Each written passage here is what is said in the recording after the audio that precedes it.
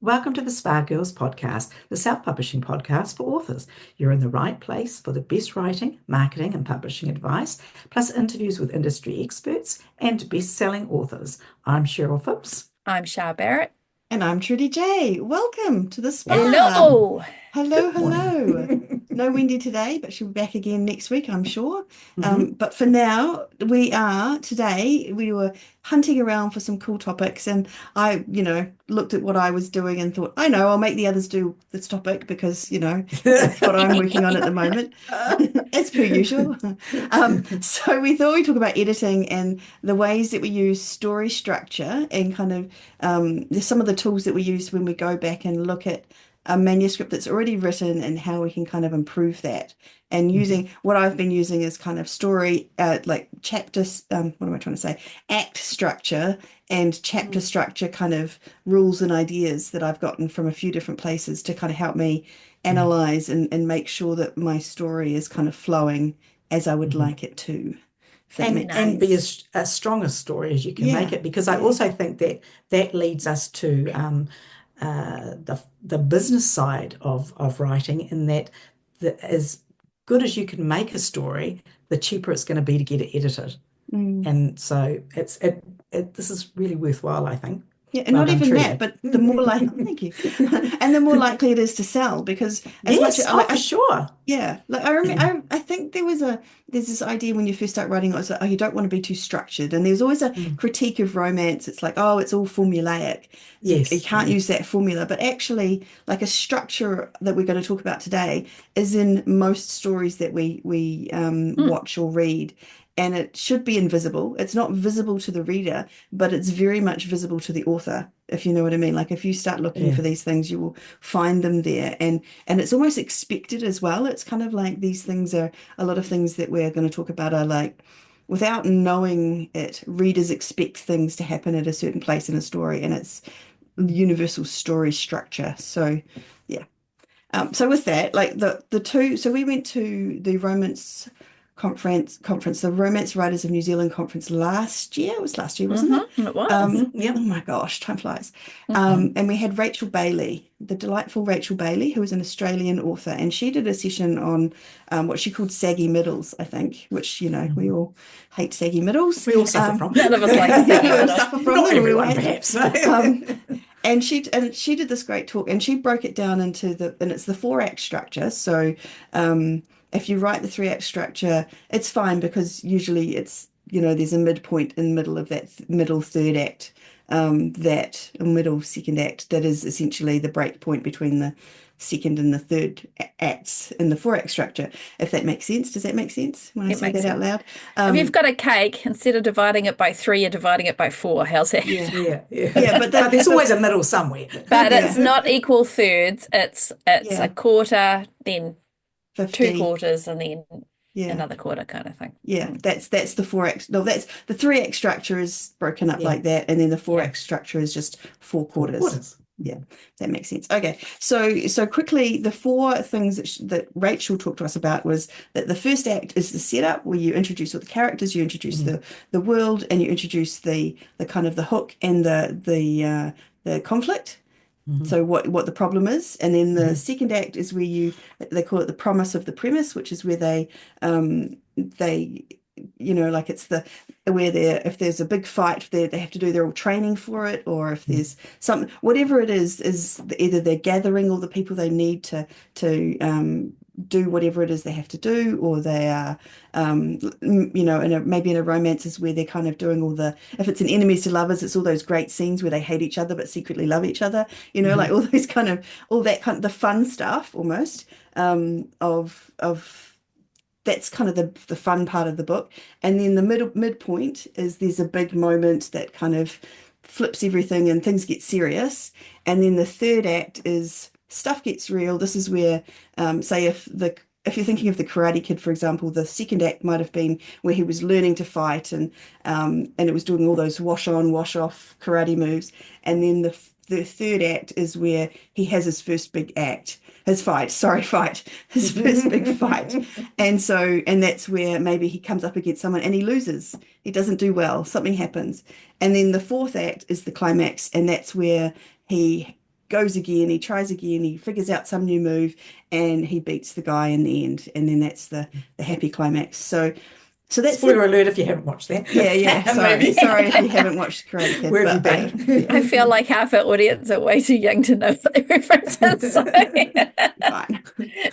Just So, and it works for a lot of different genres, right? Like this, so it still works for you, right, Cher? So if you think about the first act for you, the Yeah. setup, what would happen in a cozy if you were doing the setup? I'm pretty sure that it's not just cozy mysteries. It's kind of universal that you will be setting up your characters, and like in a romance, it would just be a couple. But maybe in a cozy mystery, it could be you're setting the scene of where your characters actually are living, or you know culinary cozies, the bakery. So who's in the bakery? Yeah. Obviously, you've got your heroine or your star player, and then you've got some really key elements, the gossipy woman in the corner, and the sheriff, because there is one, those kinds of things. Gran who lives just down the road but comes in to help every day, Yeah. that kind of thing. So they might just pop in and they might not be there in the first chapter, but they're definitely all there in that first act. And we get to know them through the book, but right away, And then it would Mavis be has the got grey murder. hair, and Obviously, the murder is where you Oh, get set up in the pretty much the murder is in those first 2 or 3 chapters, so definitely in the first act. Yeah, yeah. So you've got it because the murder in a cozy is obviously the yeah, center point, yeah, right? Like you yeah, kind of that's the whole point of the flow.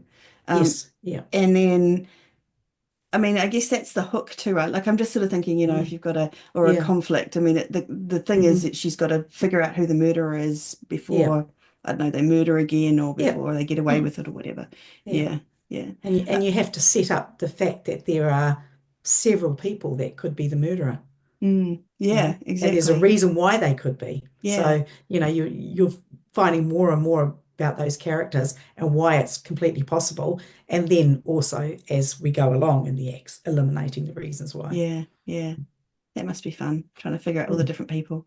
Yeah. Um, and same. So for me, urban fantasy or fantasy, it's where you figure out the magic systems and the conflict. There has to be something that character is wanting to do but can't, or feels that they can't. Like there's things happening, trying to achieve this big goal, and that's all in a setup. So when I'm going back and editing, I'm looking at that and I've got the first act, and I kind of know how many where the chapters are that are the first act and how many words it is and things like that. And I'm just looking through it going, am I achieving that? Have I introduced everyone? Have I is there someone who's dead in my cozy mystery? Like that would be a bit of a mistake if there wasn't. Or maybe the death, like maybe you've written a cozy mystery and they don't die till the third act.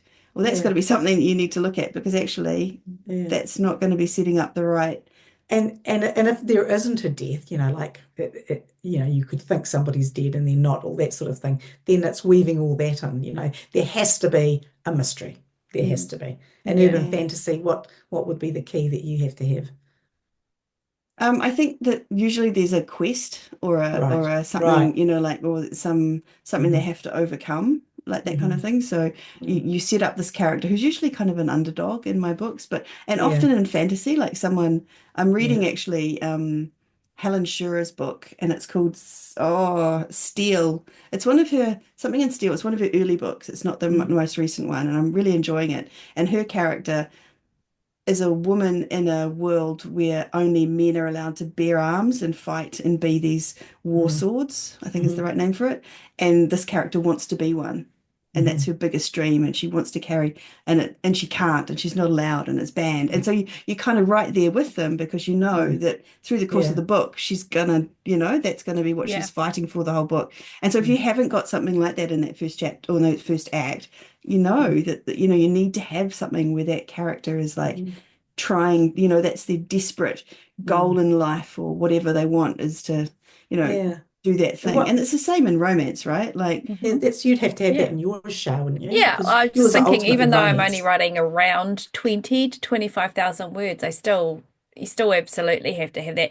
You've got to, otherwise it's just a whole lot of talking, that's boring. They've got to do something, So I usually throw in a bit of a bit of a like a quest in there somewhere because it's paranormal Yeah. or fantasy, and it usually, that's that.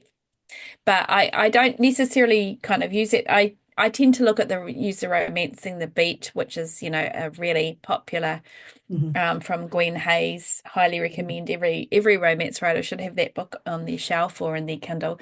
And I look through her essential story beats for a romance, and I use that to plot. You go But back when you're editing and like look through and make sure that you've hit those points? no, because I really I'm a real outliner. I do the outline first and I have it all Right. up there and I can make Right. sure that I'm hitting them. And so then Yeah. I follow the outline. And I might only have I'll have usually for the outline, I usually have about 5 bullet points per chapter of what I have to do or what happens kind of thing. And Okay. I can see when it's all like that, I can see if there's anything missing. Yeah. That's a good Touch idea. wood, to date, nobody said, this is boring, nothing happens. Yeah. I mean, that's good. So We don't want that. No. we don't want that. Nobody wants that.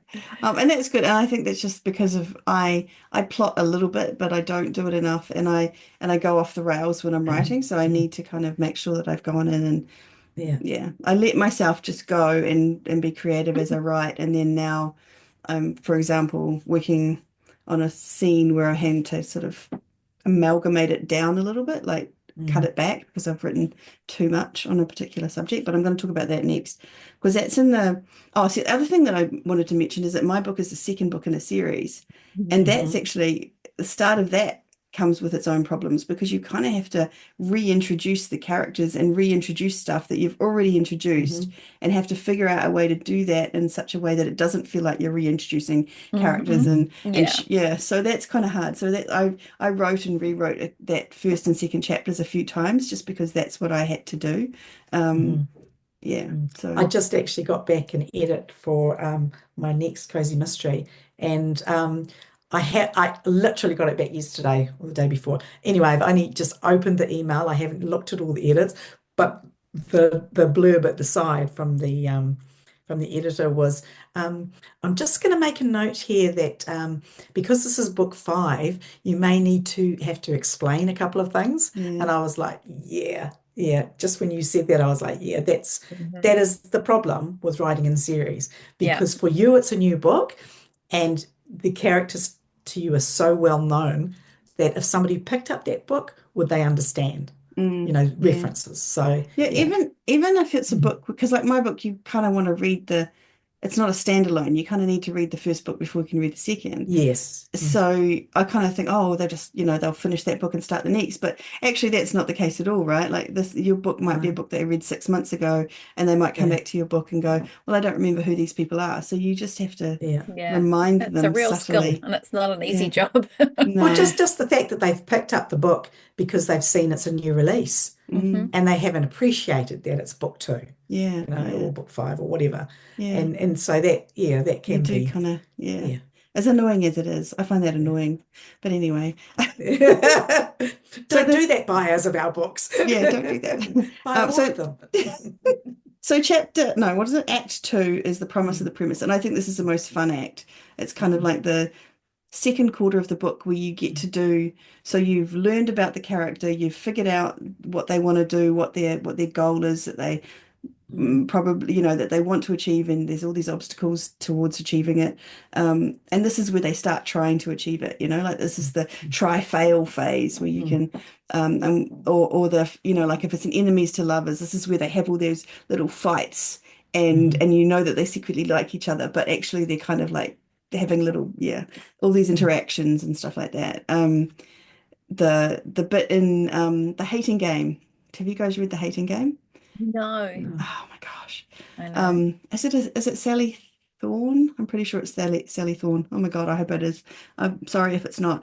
So the hating game, this is the bit where they are having all the teasing moments where you kind of they're interacting but they don't like each other, and it's all those little funny funny moments, and even actually the bits where maybe she realizes now that he does like her, but but maybe not, but she doesn't know if she likes him back kind of thing. Like these, all those kind of almost the buttery chapter. I feel like this act, this is the one that has all the fun buttery moments in it that we all love to read, especially in romance.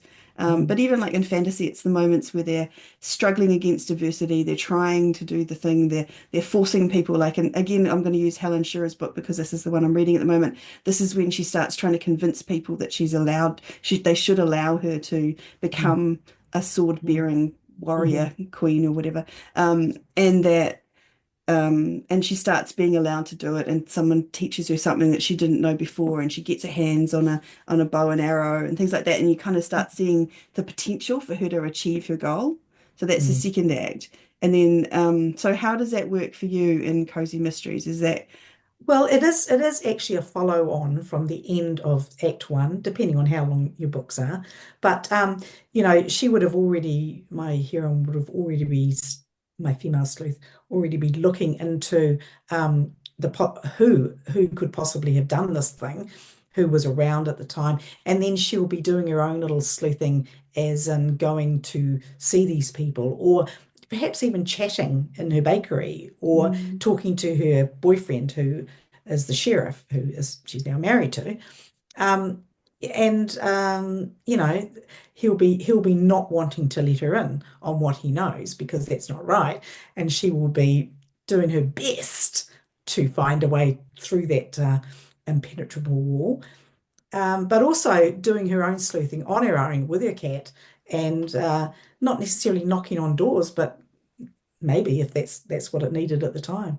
Yeah, So yeah. So that's the kind of the process of finding all the clues and yeah, figuring it out. And that's actually yeah, quite, I think, personally, what a lot of people who read cozy mystery enjoy the most. Like they want to see if they can Absolutely. figure it out before yeah, for they're sure, for supposed Yeah. to or sure. whatever. Yeah. Yeah. And there's They nothing more pleasing when they don't, but they enjoyed the ride, yeah, yeah, Like you didn't just pop up with somebody in the fourth act that really was never really mentioned, yeah, you know. yeah. Yes. Well, Or that's suddenly there's the key, or literally. Yeah, yes. You yeah, you you've dropped the clues. Yeah. You've dropped the clues, but you haven't made them obvious. And yeah, yeah. yeah, yeah. Yeah, that's the hardest, I think. Make it obvious Yes, enough that they're there, yes. but not obvious enough that they guess. Yeah. I have so Um, many times changed who the murderer is because of that. that's so Ah, funny. that's interesting. So as you're writing it, you have a murder in mind, but then you change Yeah, it. yeah, because I've Ooh. just made it too obvious that's it's them, Yeah, because Oh, they've had all the nice. motive, all the opportunity, but yeah. yeah. Love it.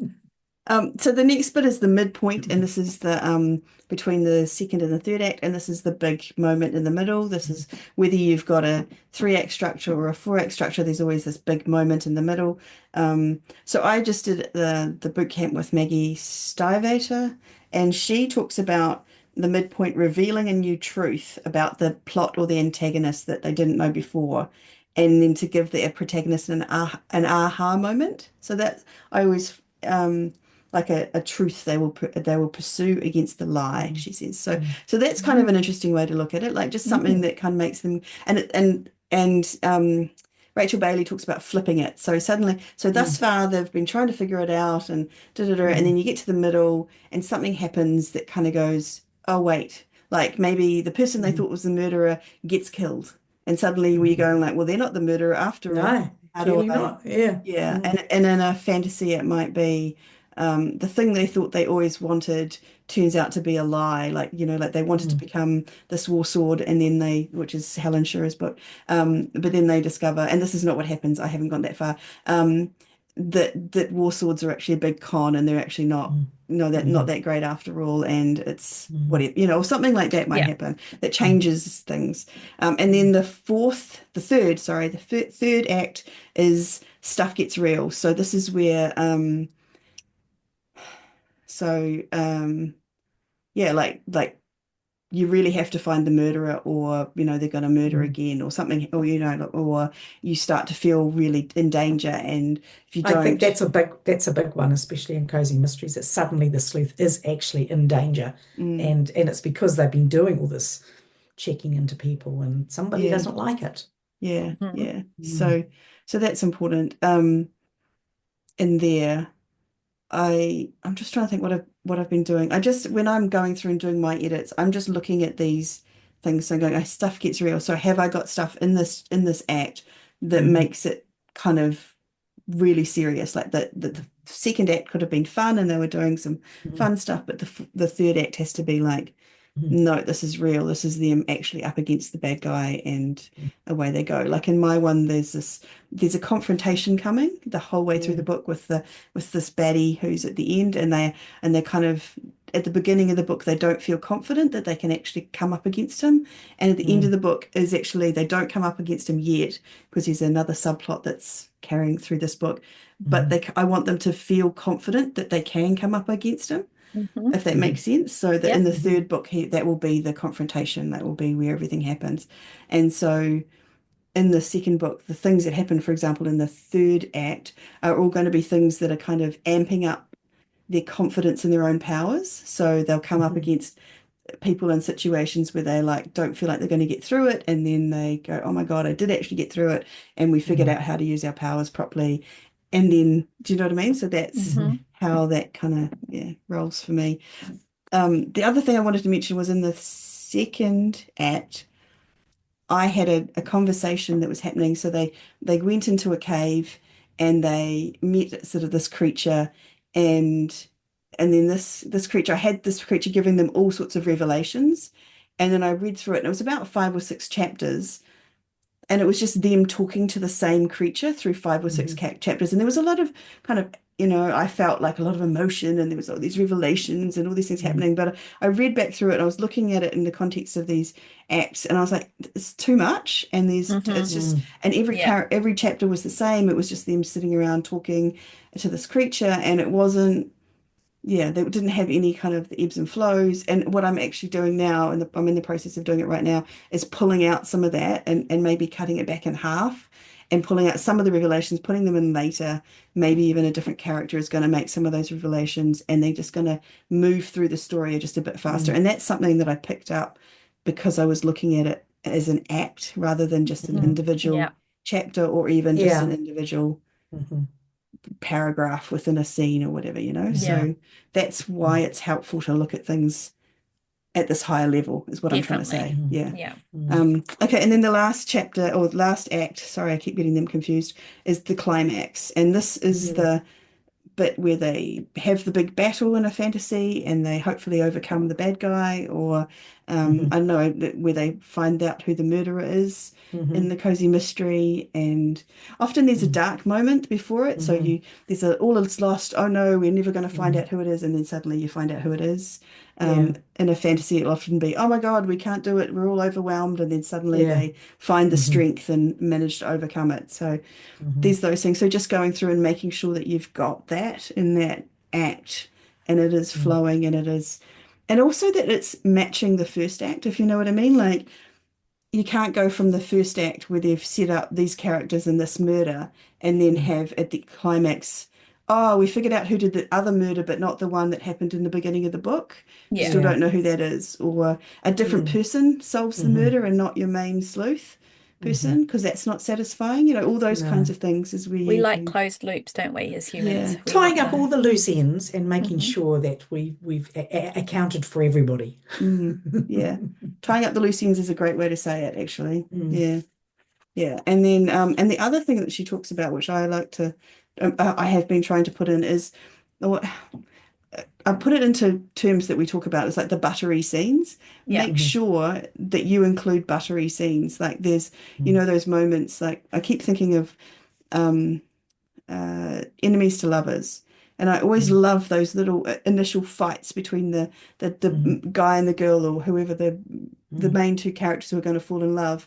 And you know that they're going to fall in love, and you're just watching them kind of spark off each other, and I hate you, but really secretly I don't. And you kind of know that, or whatever. Or even just having a cat in a cozy mystery and having the cat be the one that follows you around, or like is the sounding board or whatever, just those little buttery looking at things you that people, disapprovingly, or trying to keep you from danger, Yeah. whichever way. Well, I mean, I write paranormal ones, so my cat's actually saying snarky things about not doing the very thing she's going to do regardless. And that's butter all the way, right? Like that's people love that, and I love that, so just make sure that there are those little quirky moments.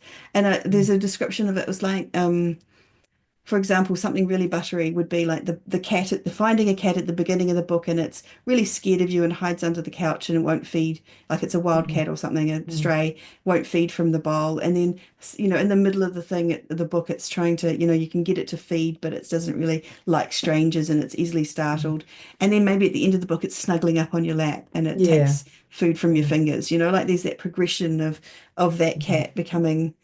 And that those are little, they're not big and it's not part of the plot, but it's just those little tiny kind of things that add to the feeling of satisfaction, and that closing of another loop is what we were talking about. So stuff like that is maybe something you can add in at the editing stage. Of course, if you're writing cliffhangers, you might not want to tie up all the loops, but of course, it's different. Yeah.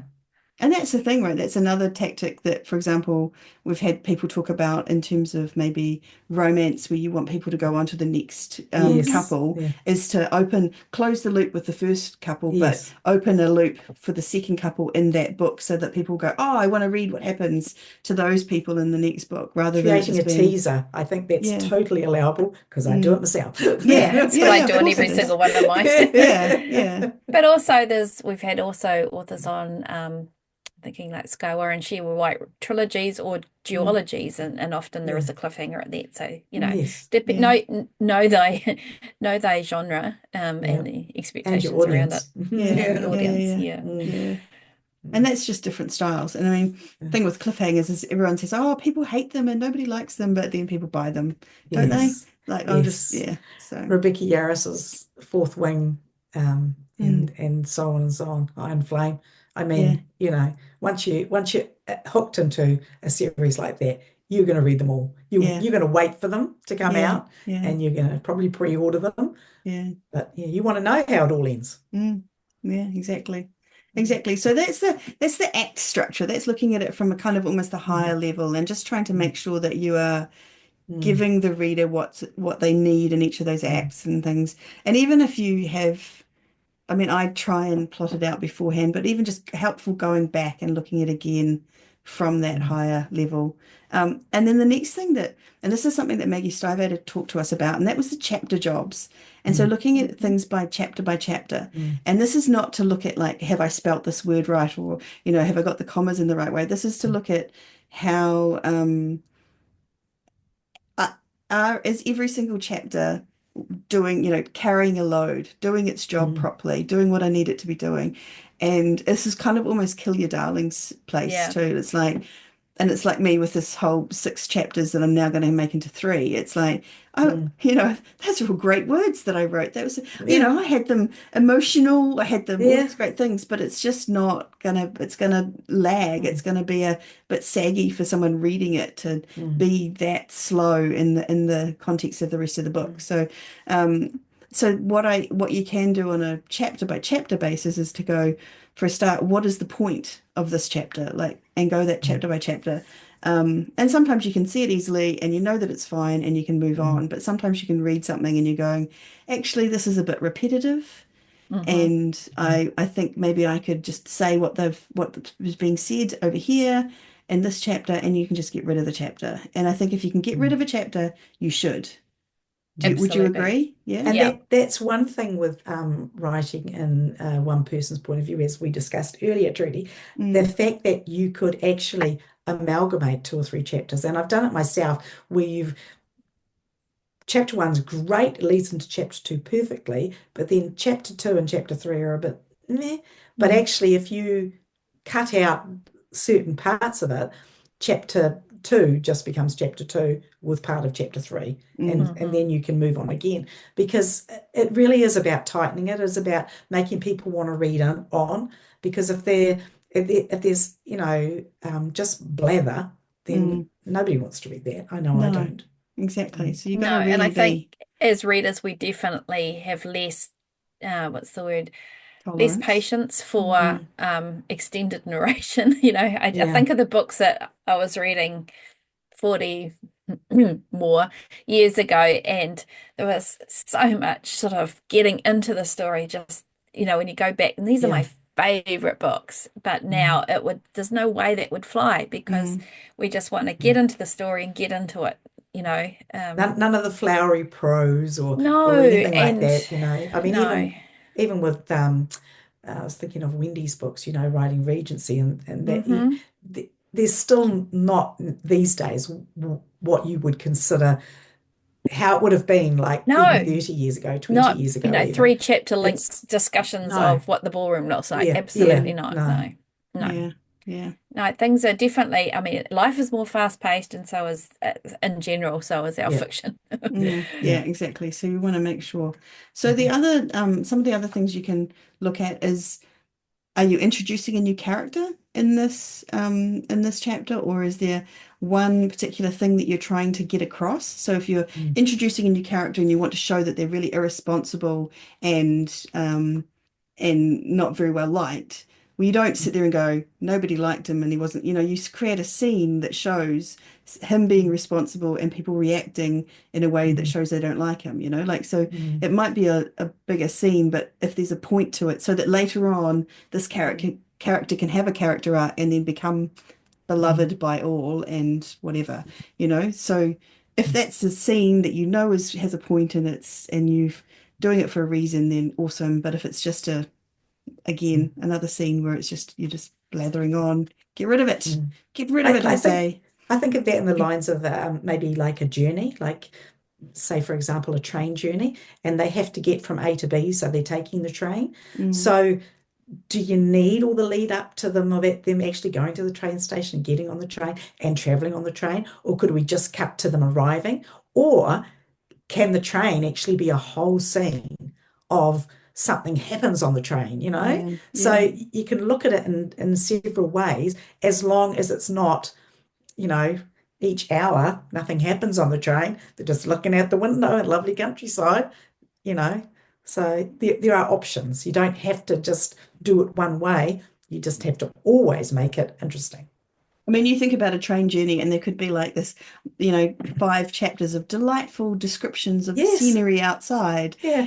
which could have been beautiful prose and so well Yeah. written and Yeah. puts you right in the moment. But it's not the Yeah. Or point, asleep. right? Yeah, like nobody's going to read that because nothing's happening. Other things to think about is like maybe there's an ebb and flow, right? Like when you Mhm. so there might be a really big action scene where lots of stuff happens and people die, but then you kind of need a rest for that. Like a Mhm. reader can't have, it's really hard to read a book where it's just constant high tension, action, whatever, Mm. drama. You need that rest chapter. So if you're Mhm. looking at it and sort of going, okay, well, this is a really big drama action Mm. moment, and I just need to let the reader rest for a moment, or um, Mm. that's what this chapter is, and that's Mhm. cool. But if you've got like 3 rest chapters next to each other and then Mm. 4 high action ones, then maybe you Mm. need to look at that kind of what's happening, and maybe even Mm. go back at the look at the act structure, because you probably shouldn't be having that much high action following each other Mm. unless you're writing some kind of script for one of those action adventure movies where Yeah. everything is like chase scenes and Yeah. whatever's, I guess. But Mm. And yeah, even and those still have breathers, yeah, Yeah. yeah, moments they of do, breathing. right? Like you kind of still Yeah. need the You just breathers. don't want to be ruminating on the high action for like three No, let's chapters. not, No, no, no no, rumination. no. No, not that's not, yeah, no, definitely not. But or you could look at things like, was one chapter dialogue heavy, and maybe you need to make the next chapter Hmm. action heavy, or maybe you need to think about internal dialogue versus Hmm. actually talking to someone, or Yeah. these are the things, and just try not to make it all the same, I would suggest. Mm. Or I mean, some books are always just internal dialogue, whatever. Hmm. Um, but I just think to keep Mix the it up. pace to keep Mm. a pace going, it's really hard to have it if it's all just the same type of action or non-action or dialogue. So these are just things that you need to, I don't know, Hmm. think about as you go through and look at it a second time, Hmm. um, like I did. Hmm. Um, and now I'm cutting And out. some people love that process, and some Mm. people hate that process. Yeah. Yeah, I have to say I normally hate it, Mm. Mm. but I do feel like it's making this a better book by doing it. So I Yeah. can kind of, Yeah. um, Yeah. and it is fun when you sit down and you work it out. Like I was going, there's something wrong here. I just don't Yeah. know what I've done wrong. And then I went, you know what? It's because there's too many chapters. You know, like as soon as I went like that, as soon as I said, and the revelations, there's too many on one on top of each other. I need to spread. As soon as I figured it out, I was like, yes, I am a freaking genius. And so now I've got something to work with and something to do, and I feel more, I feel Yeah, happy. it's like anything, isn't it? Once you can solve a problem, Mm, it's not really yeah. such a problem anymore. I guess that's what you're doing when you're editing. You're kind of solving for little problems, and hopefully they're Mm, only little ones and not massive ones mm, within your book. mhm, And as Shia said earlier, you kind of want to solve them before you send them to an editor if you can, trying to mm, assess it. mm, And it's really hard. It's like the hardest thing you can possibly do, but trying to assess it or analyze it from a distance and not yes. Yes. not Yeah. as if it's your heart and soul being poured into this book or whatever, you know. Mm, Um, And also think about what's happening in each chapter, because one example that I think it was Maggie gave us was a kiss or a first kiss in the first act is different to a first kiss in the fourth act, because if it happens in the first act, you kind of know either the characters are going to die or they're going to break mm, up or mm, something's going to happen because they can't be mhm, happy the whole book. You kind of mm, need there to be conflict. Versus a kiss happening in the fourth act, you can kind of be more confident that that's going to be mm, true love's kiss or whatever, that they're mm, probably going to end up together if it's happening that late in the book. So make sure that you're Depending not on the doing, genre, though, because yeah, there's yeah, plenty of to be fair. romances that start with, Yeah, more like than a they, kiss. yeah, So, and then it's mm. but that's the thing, they break up, right? Like they absolutely, you've got to can't have stay together conflict. and be Otherwise, there's no happy. point. You might as well Yeah, just Mm. write a one chapter book. yeah, Yeah. exactly. Or if it's a first kiss in a like you think about The Notebook, for example. It's Ugh, kind of like, please yeah, don't. I know. I'm not a fan, right? I'm not a I fan of love that the sort of book. notebook. I love the Mm. notebook. Not going to listen to you. La la la la la. But see, that's the thing. Some people do love that. But Yeah. it was still there was still conflict and still highs and lows. Yes. But it was a Yeah. story of this couple going through, Could have and had a better ending, sure, but yeah, Not a romance, just yeah, saying. yeah. And so yeah, but that's yeah. Anyway, move on from Mm, that. But it's just like think of the moments and things that are happening, and look mm, at them from a distance and see are they should they mm, be happening at that moment? Is this the Yeah. right mm, moment to be giving this revelation or doing whatever? mm, Like you need to assess it. Yeah. mm. Yeah. So is there anything else that you guys would say about chapters that you kind of do or look at when you're editing? No, I mean, I like because I'm writing shorter, I do all this in the pre-planning, but I'll spend a lot of time getting this part right. Like I'll spend a Mm, lot of time because I have it, like I say, a bulleted list of what, so I can sort of mm, see it. I need to be able to see it because I'm really visual, so I need to be able to mm, see it mm, on the Mm. screen, I mean, and then I can sort of, it's like a map then for me. there's little rules like rules in quote marks, like trying not to open with a description of a scene, for example, on a chapter, mm, unless you're a very experienced author and you're mm, doing it for a particular reason. I would suggest that it's probably not the best way to start, a chapter or even the beginning of a book. And the same with the end of a chapter, trying to put something really hooky at the end to Don't have draw them them falling through. asleep. No, Yeah, or even yeah, just going to bed, you know. yeah, Yes. yeah. Yeah. Yeah. Yeah, Um, exactly. And sometimes yeah. it's really hard to not do. Do you know what I It mean? is. It Really is. hard It is. because Yeah. Yeah. it's a natural, Yeah. yeah, It's a it's a natural end natural to a sort of chapter. ending to the day That's or the end.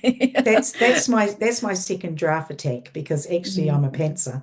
So and I get through a lot of the book before I actually pull out my chapter breakdowns. hmm mm, And so then once I fill out the chapter breakdown in the second draft, it's so obvious. Yeah. It's yeah, so yeah. obvious, like moving from scene to scene or chapter to chapter, what is missing or what is slack.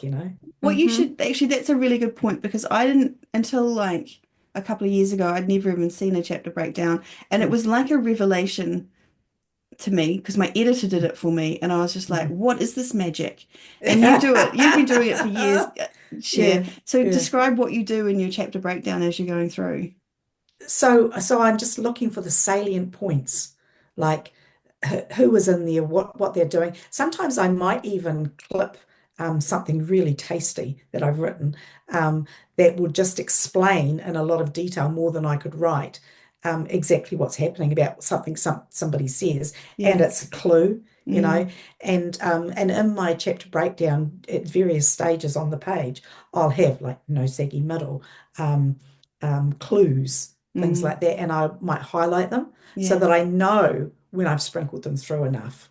You And it's a know, page that just says chapter 1, chapter 2, chapter 3, and it's just a it's usually 2 pages by the time I'm mm, finished, but it's yeah, and I would say maybe it would be, I won't say it's paragraphs, but I would say maybe it's half a dozen to 10 sentences. Depends mm, on how long the chapter is, depends on how much I've got going on.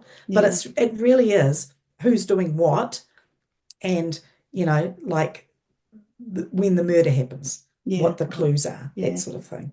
I've Yeah. seen, I think the one that my editor did, she did it really sparsely, but it was kind of informative in that it Yeah. was like a one line, quite short saying, Yeah. first Yeah. meeting at the place.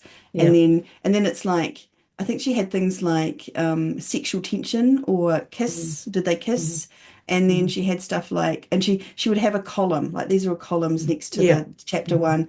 And she would mm, have stuff like ending, like the hook, and she would be mm, querying whether the hook was any good. So that was mm, actually really handy for me to be able to go through and see at a glance whether Yeah. she thought which chapters she thought that I needed to amp up in mm, terms of the ending, and which, mm, whether she thought that the first kiss had happened too early or too late, or all mm, those kinds of things. So mm. it's that, right? Like, because when you're wielding a 80 to 100K manuscript, it's Yes. really hard to see that. But if you've got it in a Mm. Yeah. two-page Yeah. document, you can Yeah. immediately see, well, that doesn't make sense for that to be happening there. I need to make No, that clue no. given a bit Or later. actually, I mentioned that there, Mm, so I don't need to mention it there. yeah. But one thing that for me, as a mystery author, because it's often a shorter timeline than some stories might be, especially in romance, I actually have a column that tells me what chapter it is, but also what day it is. And what Yes. time of the day. So because it's a Monday, right?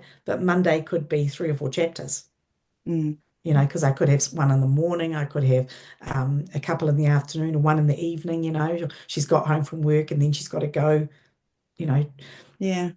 stake out somebody or something like that. And so that's another chapter. Mm. So I And just need to know what time of day it is. yeah, it's really easy Mm. to have a day that's like 3 days long. Have you ever Yeah. done that? I've done that. Yeah. Yeah. Yeah. I had an editor that told me I did Yeah. that once. Yeah. So I We've try all not to done do that, to that. be Yeah. fair. That's a Yeah. very long day. Yeah. A bit It's a very tired. I've been long awake for day. 3 days, but Yeah. Yeah. Yeah. only a day. Yeah. So that's another thing. And then I've been doing, so I went back and edited this book a second time, but I was just editing. I was just kind of going through and Mm. saying, oh, I think I'll throw this in here. And I hadn't looked at the whole structure. Yeah. And now I've gone back again and I've realized that I've had I in one chapter said, oh, and this is this big reveal here.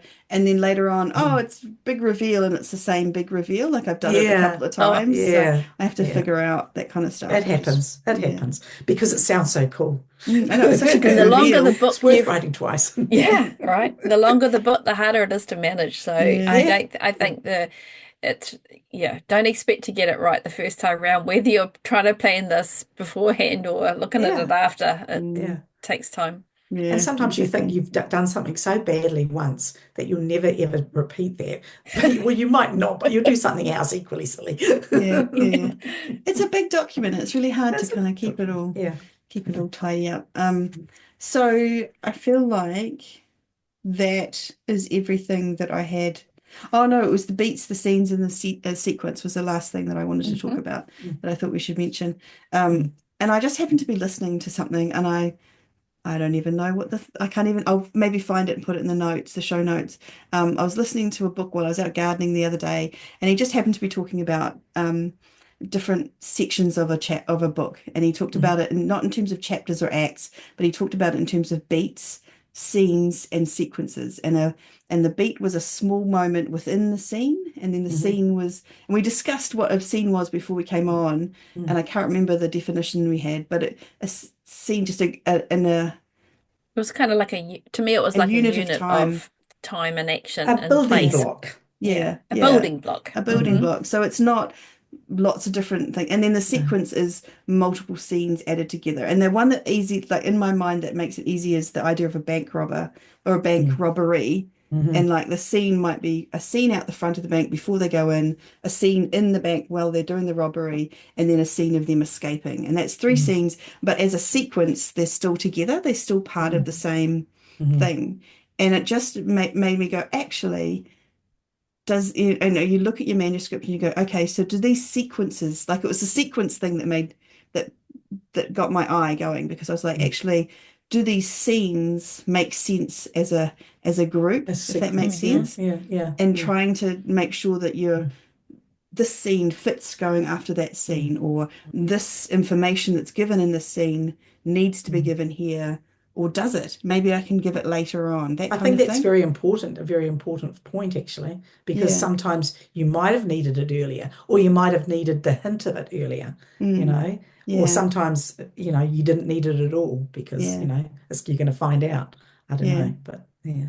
Yeah, so it's just interesting to think of it in different ways and look at it a little bit. I think that's again a little bit distant to kind of the taking the information. And I'm kind of the beats thing, I don't necessarily, all I can think of for that is that I feel like that's the buttery stuff, like make sure that you've got the little buttery moments within the scenes, but I could have that completely wrong. That's just how I was thinking of it when I was trying to use it as an editing tool. So Shah uses beats, don't you? Yeah, I don't know. I mean, I do think sometimes I honestly I get so confused by The so terminology. confused by all of Yeah. this. They keep making up new stuff, new words for the same Yeah, things. I don't know. Yeah. I bought now it was Dwight Swain's Techniques of the Selling Writer. I remember that book, and it was and he talked about scenes and sequels. And then the sequence, and Yeah. I like my brain is just like, Yeah. Look, like I say, I use the romancing the beat outline, and so that's the beats, and these are the beats of the romance, and then I kind of structure the story around that. But I really focus on those beats because I'm delivering a romance, and so that's what works for me. I think, and look, I'm so guilty of this. I've bought pretty much every craft book known to mankind. But keep like simplifying it down. Like it was a major hurdle for me to get over because honestly, I still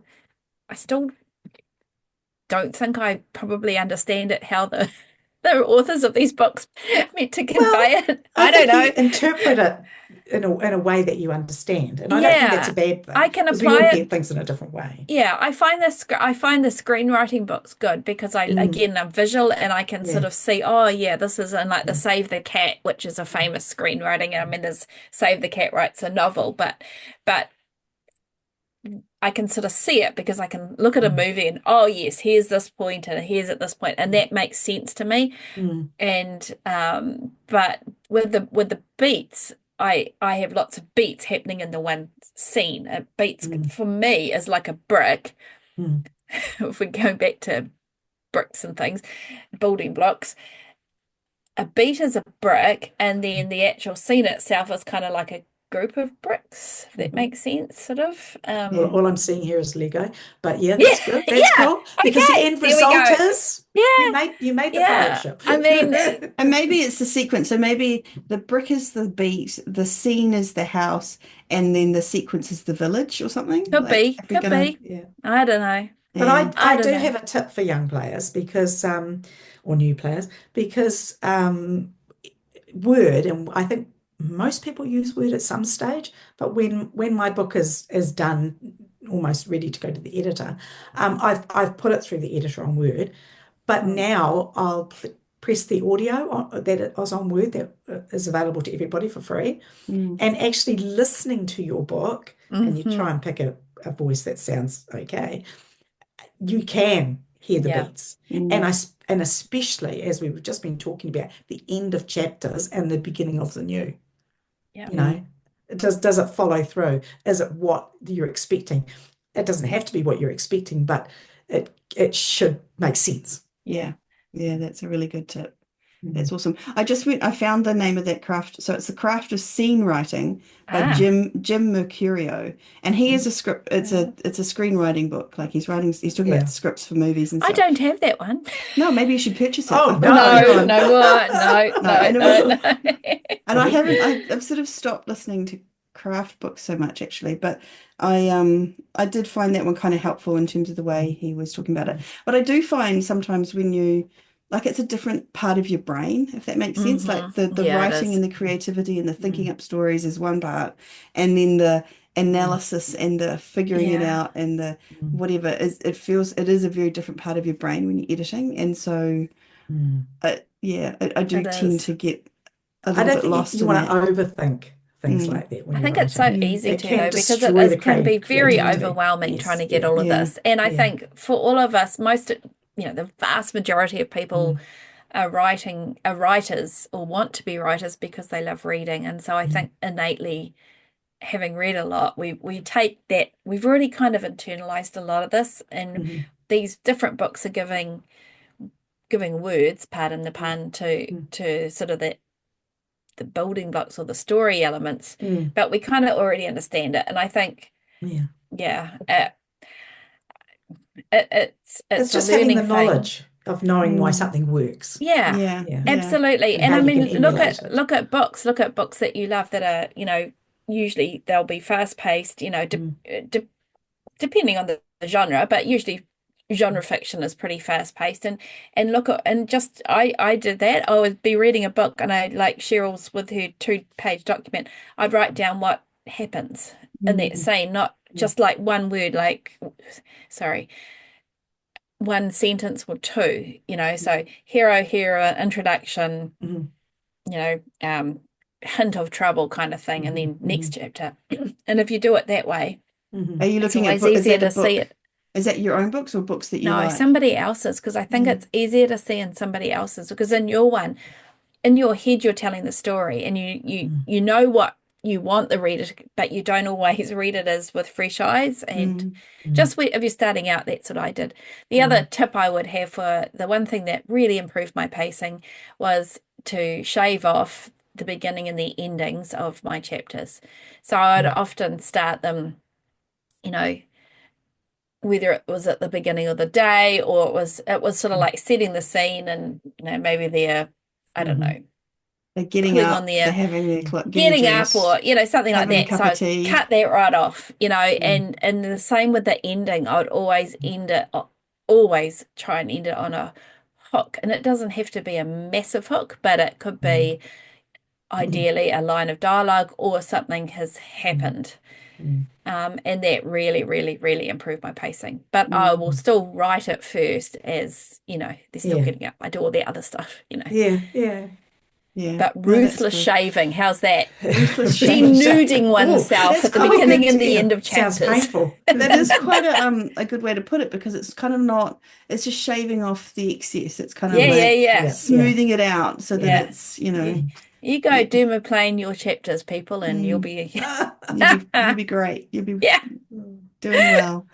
All right. But it's I so don't know how we got onto that, but listen. So easy. easy with us.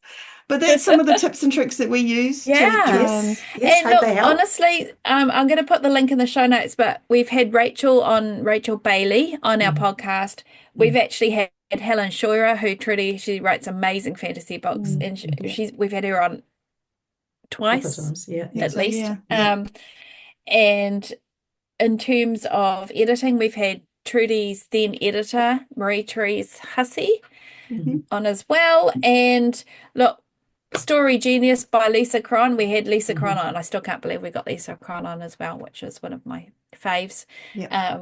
But we've got a wealth of information that we'll put links to. So enjoy and all this those stuff links. doesn't age, right? We could talk about this. I mean, it doesn't. It's a tale as old as time. Story is something that we've been telling. Stories are things that we've been telling for centuries, since around the campfire. So it's instinctual and it doesn't change. Anyway, so come find us at spargirlspodcast.com, where you can just put a search in all those in our little search bar there, and it'll bring up all the episodes, obviously, on your podcast app.